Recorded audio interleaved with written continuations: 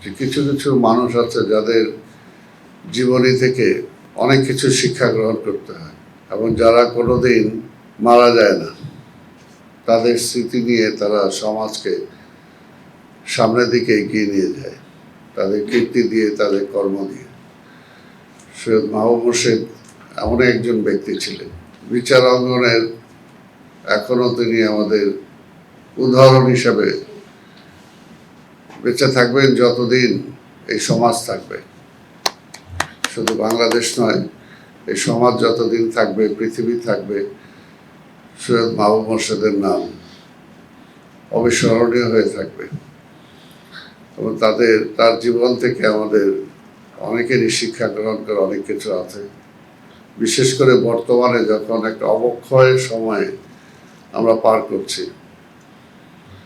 আজকে বিচার অঙ্গনের কি অবস্থা যেটা আমরা সবাই জানি, এই সময় অন্তত তাদের কথা আরো বেশি বেশি স্মরণ করা উচিত এবং তাদেরকে অনুসরণ করা উচিত। আজকে দেশকে যদি আমরা সামনের দিকে এগিয়ে নিয়ে যেতে চাই, এই সমাজকে এগিয়ে নিয়ে যেতে চাই, মানুষের মধ্যে আইনের শাসন যদি দেশে প্রতিষ্ঠা করতে চাই, তাহলে অবশ্যই মাহবুব মোর্শেদ একজন উদাহরণস্বরূপ হিসাবে আমাদের সামনে থাকবেন।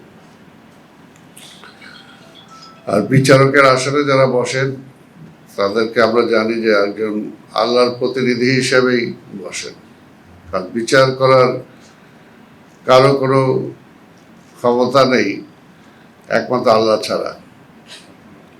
তাই যারা বিচারকের আসনে বসেন, তারা আল্লাহর প্রতিনিধি হিসেবেই বসেন।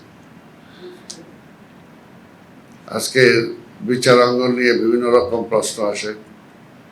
আমরা দেখেছি যে বিগত সময়টা আমরা পার করেছি, বারবার বিচারকের আঙিনায় আমাদেরকে বারবার যেতে হয়েছে, অনেক কিছুই বলতে হয়েছে, কিন্তু বিচারের বাণী যেন নিভৃতেই কেঁদেছে। যে সুষ্ঠু যে বিচার পাওয়া দরকার, বিচারক যে হবে তার তো কোনো দল থাকবে না, সে সমাজের, সে রাষ্ট্রের, সে মানবতার। কিন্তু আমরা দেখেছি যে মানবতা কিভাবে হেয় হয়েছে আমাদের বিচারকদের কারণে। এটা কোনোভাবেই কাম্য নয়। একটি দেশের যখন বিচার অঙ্গনে যারা দায়িত্ব নেন, তখন তাদের দায়িত্বটা অনেক বেড়ে যায়, কিন্তু আমাদের দুর্ভাগ্য সেটা হয়নি। তাই আমরা বিশ্বাস করি যে আমাদের ভবিষ্যৎ জীবনে মাহবুব মোর্শেদের মতো লোক জন্ম নিবে, যাদের থেকে অন্তত আমরা মানুষের সে অধিকার ফিরে পাব। বিচারকের সামনে যারা যায়, তারা তো বলা চলে যে তারা একজন মানুষ হিসাবে তার শেষ আশ্রয়স্থল যেমন সবসময় আল্লাহ, ঠিক পৃথিবীতে যতদিন বেঁচে আছে, বেঁচে থাকা অবস্থায় শেষ আশ্রয়স্থল হিসাবে কিন্তু বিচারকের সামনেই যায়, যে বিচারক তার প্রতি অবিচার করবে না। আমরা জানি যে আইন বলি, আল্লাহ বলেছেন যে কোনোভাবেই যাতে কোনো বিনা অপরাধী কোনো সাজা না পায়।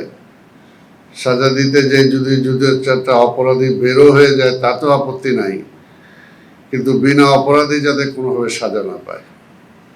কিন্তু আমরা দেখেছি যে আমরা এই সমাজ, এই মানুষ আজকেও যেমনি, ঠিক বাংলাদেশে না, সারা পৃথিবীতেই আজকে মানব সমাজ যখন আমরা গর্ব করি, বড়াই করি যে আমরা অনেক এগিয়েছি, কিন্তু আমরা মধ্যপ্রাচ্যে কি দেখতে পাই? যে শুধুমাত্র ক্ষমতার জোরে মানুষকে কিভাবে হত্যা করছে। যারা হত্যা করছে তাদেরকে কি মানুষ বলা যায়? অন্তত এই শতাব্দীতে এসে আমার মনে হয় না যে বলা যায়। কিন্তু দিব্যি তো মানুষকে হত্যা করে চলেছে, মানবতাকে হত্যা করে চলছে, এবং মনে হয় তাদের এই রাশ টেনে ধরার মতো কেউ নেই সারা পৃথিবীতে। আমরা সবাই বলি ইতিহাস থেকে শিক্ষা গ্রহণ করতে হয়, কিন্তু আমরা কেউ ইতিহাস থেকে শিক্ষা গ্রহণ করি না।